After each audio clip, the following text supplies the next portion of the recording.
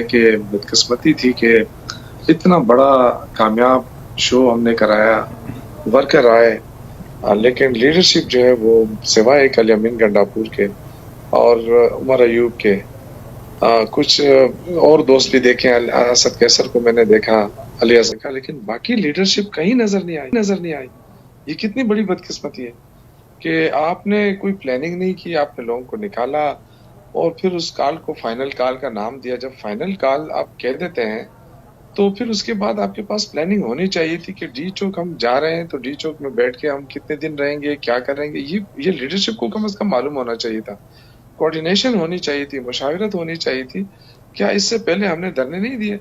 और रोजाना शाम रात को मुशावरत होती थी कि भाई अगले सुबह क्या करना है। ये हम सियासी लोग हैं, सियासी स्ट्रगल करते हैं और सियासी लोगों को आगे रहना चाहिए। मुझे बैरिस्टर सैफ ने बताया कि इमरान खान ने कहा था कि जी आप मुज़ाकरात भी करें और साथ संगजानी पे अगर जगह भी देते हैं तो कोई हर्ज नहीं है, हम वहाँ पे भी कर लेते हैं। तो ये किसने रातों रात फैसला चेंज किया? क्या नहीं जी हमने तो डी चौक ही पहुंचना है। तो डी चौक पहुंचने का फैसला किसका था और ये क्यों किया गया? क्योंकि इससे पार्टी को नुकसान हुआ है। बैरिस्टर सैफ कह रहे हैं कि बुशरा बीबी नहीं मानी। अगर बुशरा बीबी नहीं मानी तो बुशरा बीबी तो गैर सियासी खातून थी। जो पॉलिटिकल लोग थे मैं उनसे क्वेश्चन करना चाहता हूँ।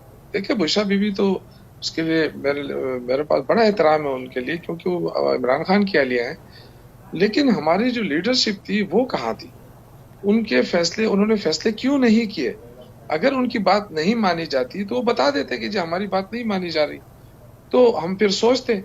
लेकिन मुझे बहुत मायूसी हुई है बैरिस्टर गौर से, सलमान अकरम राजा से और जो दीगर वो मरवत से कि जी हम ये करेंगे वो करेंगे।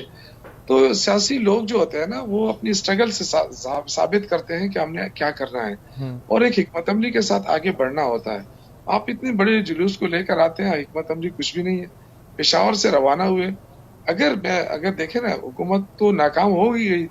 उन्होंने तो पूरा पाकिस्तान बंद कर दिया था पहले से, तो हम अटक पे बैठ जाते हैं। कोई पंजाब में तो लाहौर में बैठ जाते। हमें तो डी चौक जाने की जरूरत ही नहीं थी, क्योंकि ऑलरेडी हुकूमत सब कुछ बंद कर चुकी थी, इतनी प्रेशर में थी।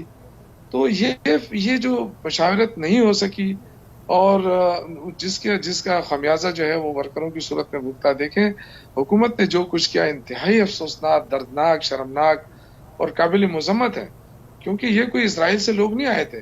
जिस तरह उन पे डायरेक्ट गोलियां चलाई गई, उनको मारा गया, उन पे तशद्दुद किया गया और सियासी लोगों के साथ सियासी ट्रीटमेंट होता है। ये कोई दहशतगर्द नहीं थे। अगर होते उनके पास कोई असला वगैरह होता तो फिर तो जवाबी कार्रवाई भी हो जाती। लेकिन इससे साबित हुआ कि एक तरफा कार्रवाई हुई। तो मैं उनको भी मजम्मत करता हूँ कि हमारे निहत्ते वर्करों के ऊपर तशद्दुद हुआ, लेकिन साथ साथ मैं समझता हूँ कि इसकी जिम्मेदारी हमारी लीडरशिप के ऊपर आती है कि